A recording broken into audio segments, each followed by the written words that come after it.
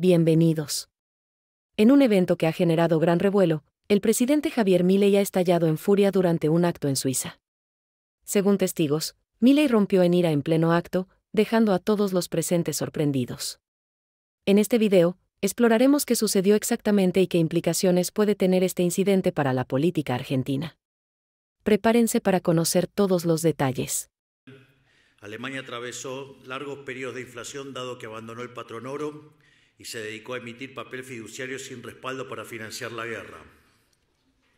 Tras el fin de la guerra, siguió imprimiendo billetes a toneladas, lo que terminó derivando en una hiperinflación que llevó en el lapso de 2 años el tipo de cambio del marco contra el dólar de 60 a 4.2 billones, en español 4 trillones en inglés, es decir, un 4, un 2 y 11 ceros.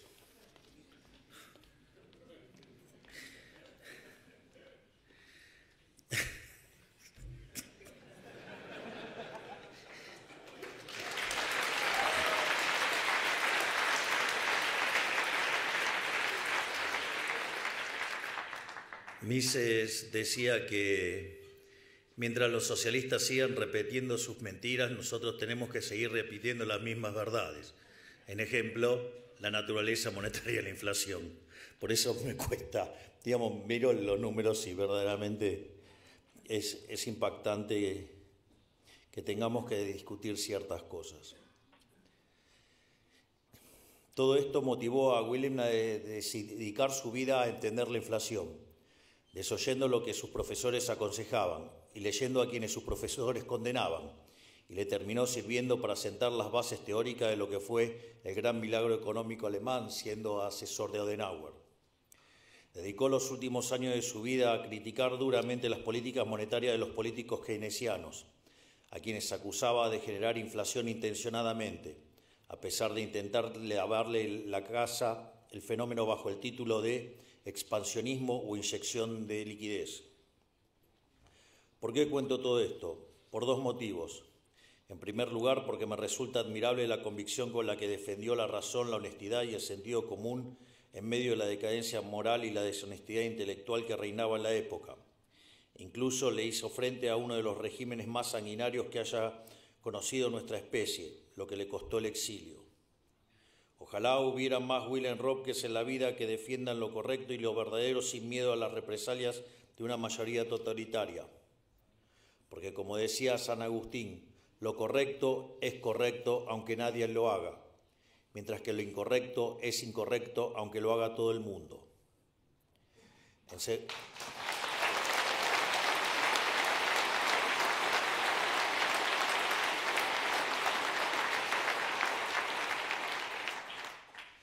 En segundo lugar, porque me llama la atención varios paralelismos. Sin ánimo de ponerme a la altura de un hombre como Röpke, me resulta curioso que tal como hace tantos años en la Alemania, hoy el mundo habla del milagro económico argentino, por haber vuelto exactamente a las mismas bases, la austeridad fiscal y rigurosidad monetaria.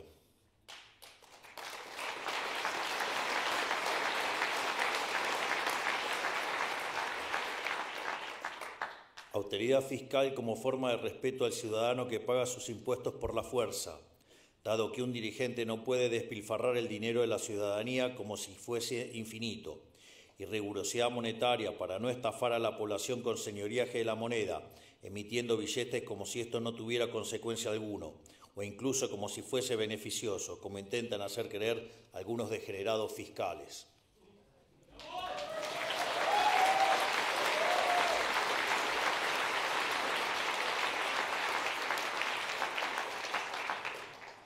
También me resulta curioso que simplemente hacer las cosas bien sea considerado un milagro, porque denota lo naturalizado que está hacer las cosas mal, y eso es lisa y llanamente una tragedia.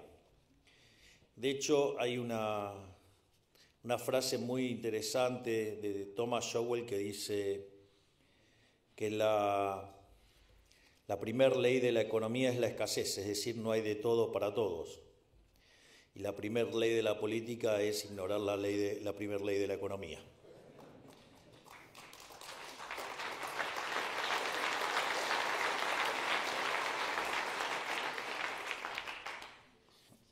En palabras del propio Ludwig Erhard, el canciller que llevó adelante el milagro económico alemán, el bienestar económico no es un milagro, sino la consecuencia del esfuerzo honesto de todo un pueblo según los principios de libertad, cuando le han sido otorgadas las posibilidades de usar su iniciativa humana y su energía humana.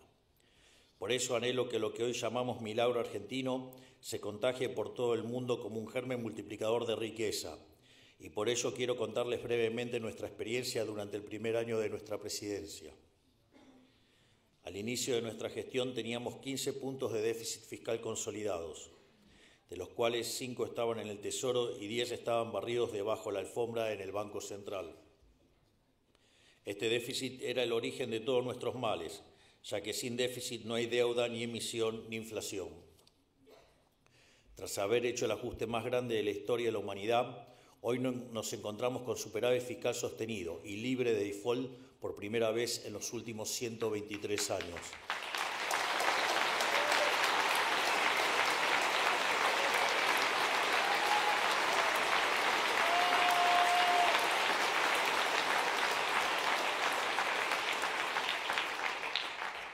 A su vez, al inicio de nuestra gestión, la tasa de inflación viajaba a un ritmo del 17.000% anualizado en el índice mayorista. Hoy, el mismo índice anualizado se encuentra viajando al 10% anual, es decir, bajamos 1.700 veces la inflación y estamos cada día más cerca de que solo sea un mal recuerdo.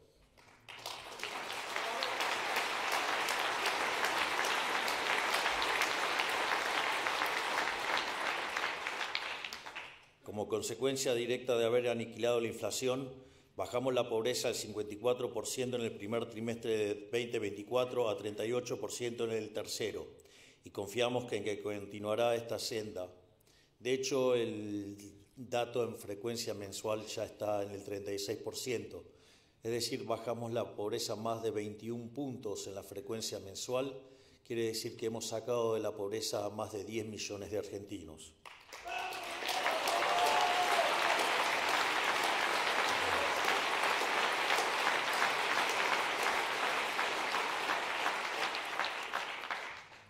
Al inicio de nuestra gestión, la brecha cambiaria entre el dólar oficial y el dólar libre era de 180%. Hoy la brecha cambiaria está prácticamente muerta y trabajamos día y noche para terminar de sanear el balance del Banco Central para poder levantar el cepo cambiario de una vez y para siempre.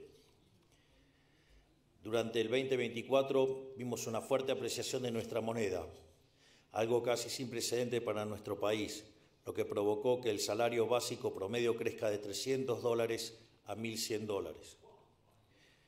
Al inicio de nuestra gestión teníamos un riesgo país de 1.900 puntos, que venía de ser incluso más alto, ya que al momento que habíamos ganado la elección estaba en 3.000, y los bonos soberanos cotizaban entre 20 y $35. Hoy el riesgo país se encuentra cerca de los 600 puntos básicos, y nuestros bonos ya se encuentran rondando los $70.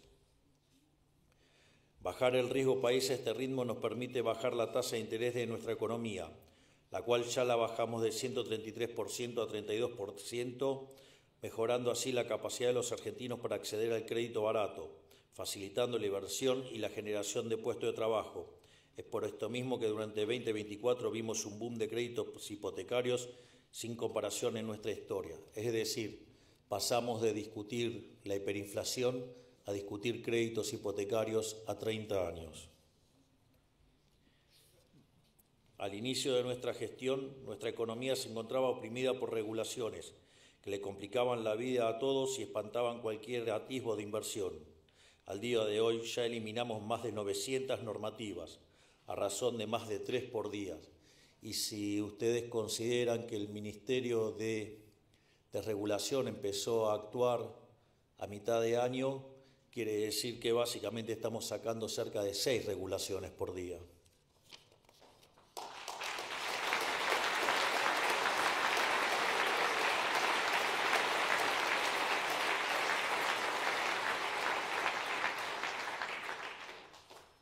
A su vez, la Ley Base y el DNU 70 en su conjunto hemos hecho la reforma estructural más grande de la historia argentina, 8 veces más grande de la que hizo el presidente Menem a principios de los años 90. Y les digo algo, Aún nos quedan 3.200 reformas estructurales más y vamos a hacer de Argentina el país más libre del mundo.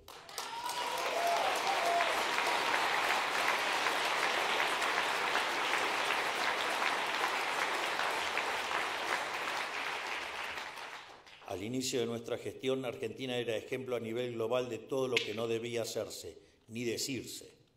Hoy somos vistos con buenos ojos por inversores y ciudadanos de todo el mundo, a punto tal que pasamos de ser uno de los países con peores resultados económicos en los últimos 40 años a ser uno de los mejores que se proyectan para los próximos 40. Y esa proyección de crecimiento está sostenida en diversas razones. En primer lugar, la economía ha entrado en una recuperación cíclica basada en dos factores. Por un lado, estamos viendo un repunte sostenido de los salarios reales y las jubilaciones por el derrumbe de la inflación. Por otro lado, las empresas normalizaron sus inventarios luego de haberse sobreestoqueado durante todo el año 2023, producto de la espiral inflacionaria.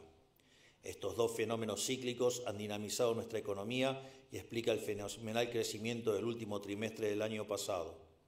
Para tener una idea, el último dato trimestral es de 3,9%, que anualizado es 17%. A ese ritmo viene viajando la economía argentina.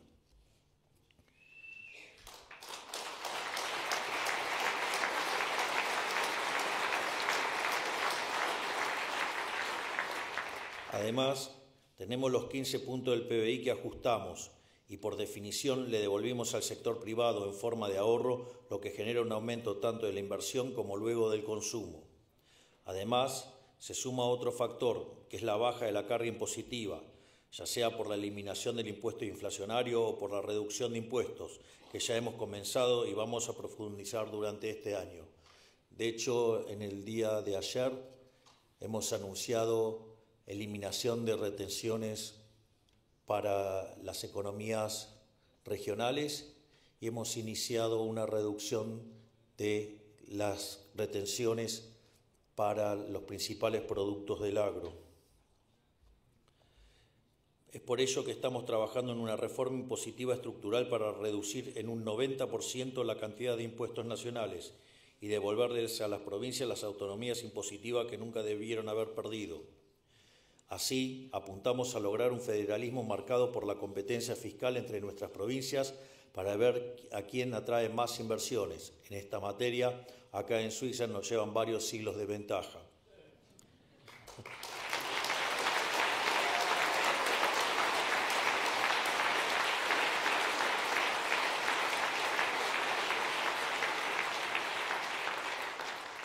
La cuarta base sobre la que se sostiene el proceso de crecimiento que veremos este año tiene que ver con la cuestión monetaria. La convergencia del tipo de cambio paralelo al tipo de cambio oficial que estamos viendo hace meses nos acerca cada día un poco más a la salida definitiva del cepo cambiario.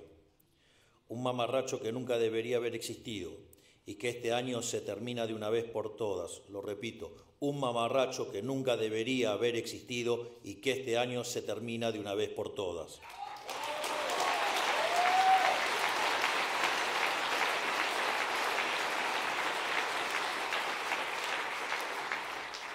Para ello, estamos trabajando en diferentes alternativas para darle una solución definitiva al problema de los stocks del Banco Central. Y en ese sentido han sido muy positivas las reuniones con el FMI que hemos tenido en Washington. En paralelo, para poder cerrar el Banco Central como hemos prometido y así acabar para siempre con la inflación en nuestro país, estamos avanzando.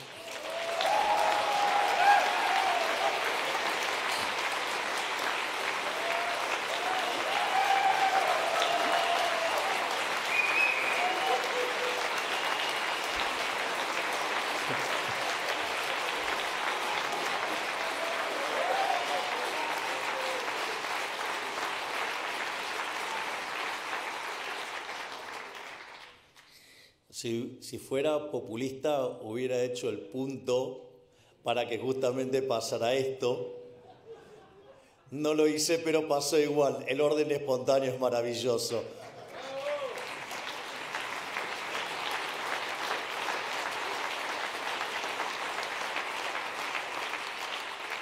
Y obviamente que la voluntad del individuo por ser libre más, muchísimo más.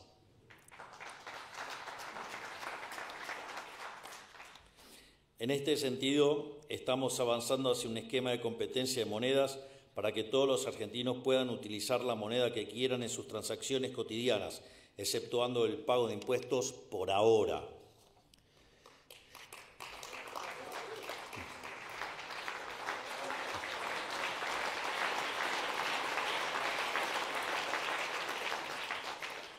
Todo esto lo menciono para dejar en claro que el crecimiento llegó para quedarse de la mano del superávit fiscal. De hecho, estudios recientes muestran que un superávit de las características del que hemos conseguido, del equilibrio financiero, nos da una base de crecimiento sostenido del 4,5% per cápita anual. Eso implicaría que en 50 años Argentina podría estar alcanzando a los Estados Unidos. Y si a eso, digamos en dinámica, ¿no? Y si a eso le sumamos que el ajuste se hizo bajando gastos, no subiendo impuestos, si se suman las 800 reformas estructurales, las 900 desregulaciones, sin lugar a dudas Argentina podría crecer mucho más rápido. Y sin lugar a dudas, con los aportes que está haciendo el genial presidente del Consejo de Asesores, el doctor Demian Reidel, para avanzar en la implementación de la inteligencia artificial en Argentina, sin dudas lo vamos a lograr mucho antes.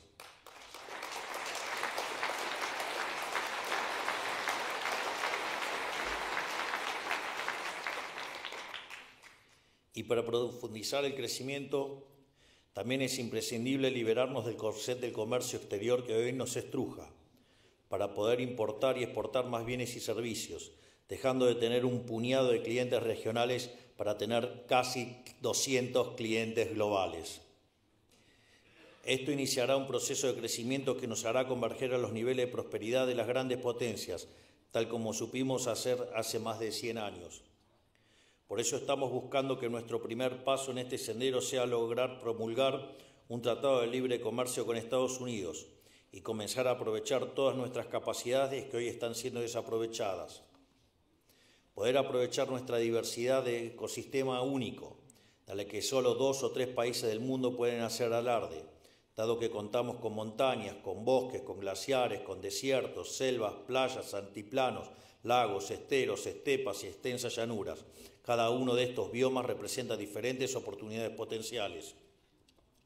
Sin ir más lejos, nuestra cordillera cuenta con abundante litio, plata, oro, cobre y uranio, minerales que la economía global necesita y que por desidia, expulsión de inversiones y falta de visión a largo plazo, hoy exportamos cero. En 2024 dimos los primeros pasos con un régimen de incentivo a las grandes inversiones que le diera un marco fiscal y jurídico lógico a las inversiones de más de 200 millones de dólares. Esto redundó en pedidos de aprobación por más de 12.000 millones de dólares y anuncios por otros tantos miles de millones en sectores como infraestructura, minería, siderurgia, energía, automotriz, tecnología, petróleo y gas. En algún sentido, este régimen es un atisbo de hacia qué sistema impositivo debiera ir la Argentina, reduciendo impuestos, simplificándolos, favoreciendo la innovación, la generación de riqueza y, sobre todas las cosas, la acumulación de capital. Y si pudimos lograr todo esto en poco más de 12 meses, con todo el aparato político y propagandístico en contra, y a pesar de contar con solo el 15% de los diputados y el 10% de los senadores, imaginen de lo que somos capaces de hacer los próximos 3 años con viento a favor. Argentina tiene todo el potencial para convertirse en una meca occidental en materia de oportunidades comerciales y crecimiento para sus habitantes, con la libertad como principal motor. Por eso mismo, y a modo de cierre, me gustaría dedicar unas palabras a ustedes, defensores de la libertad. No se dejen doblegar por las diatribas del colectivismo que busca destruir cualquier disidencia. Lo que nos hace tan especiales y peligrosos para cualquier tipo de régimen es nuestra elocuencia, nuestra capacidad para hablar con la verdad. Por eso no nos odian, inventan leyes para censurarnos, buscan meternos presos o exiliarnos, porque intentan negar la realidad para poder sostener sus mentiras. Pero lo que nunca podrán será negar los aplastantes resultados de la realidad. Y una frase que usaba Mises, que era de Virgilio, que es: que no hay que ceder frente al mal, hay que combatirlo con más fuerza. Y eso les consta porque ayer me le paré al mal de frente en la propia casa del dragón.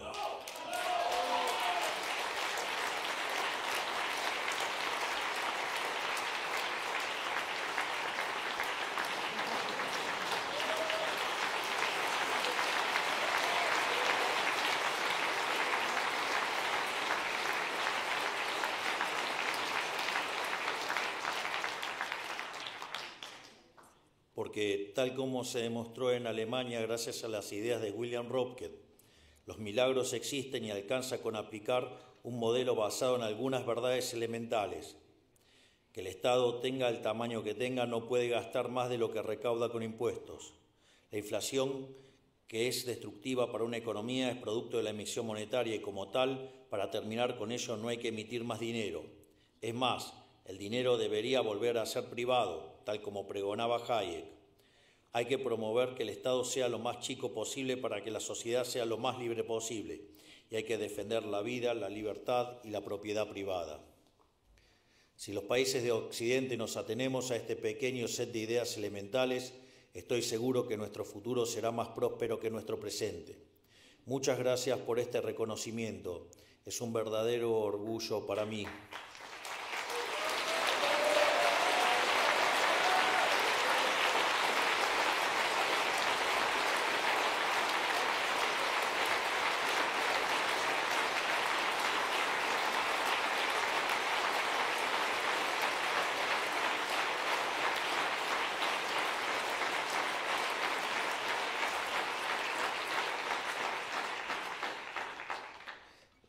Voy a salir del protocolo.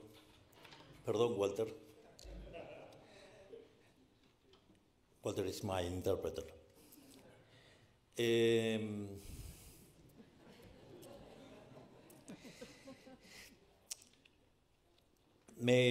muy movilizador el caso de Röpke, porque, digamos, lo que a él lo llevó a estudiar tan profundamente la economía fue justamente la inflación. Y tuvo que desestimar las cosas que le obligaban a estudiar y tuvo que abrazar otras ideas.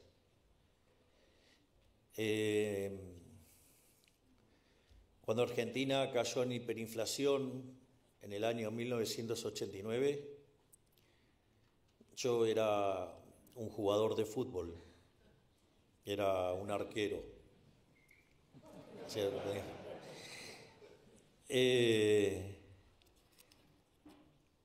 Y un día acompañando a mi mamá al supermercado, yo estaba en primer año de economía y veía que los precios subían y la gente se abalanzaba sobre los productos.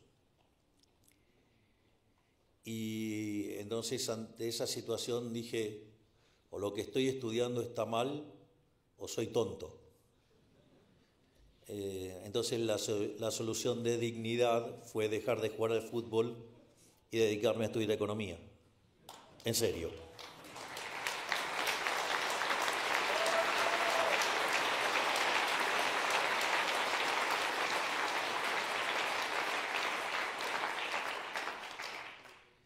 Y esa obsesión por la economía me llevó a escribir mi primer artículo académico a los 20 años, que se llama La hiperinflación y la distorsión en los mercados. Y después de eso, la obsesión no paró nunca más.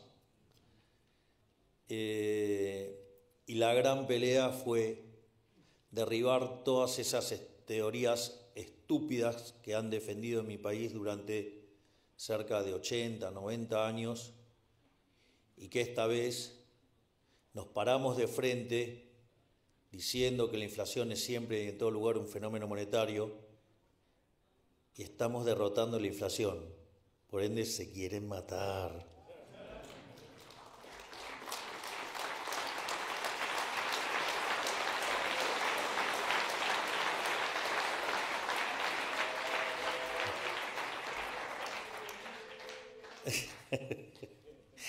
Y si la casta tiene miedo porque se va a quedar sin trabajo.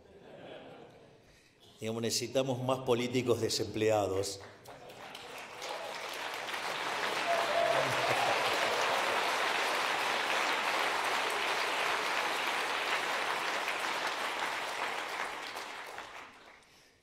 Y también me resulta muy atractivo el rol de Rob, que digamos tratando de hacer ese equilibrio entre la teoría y lo que implica la política por lo que entraña en términos de entramado social.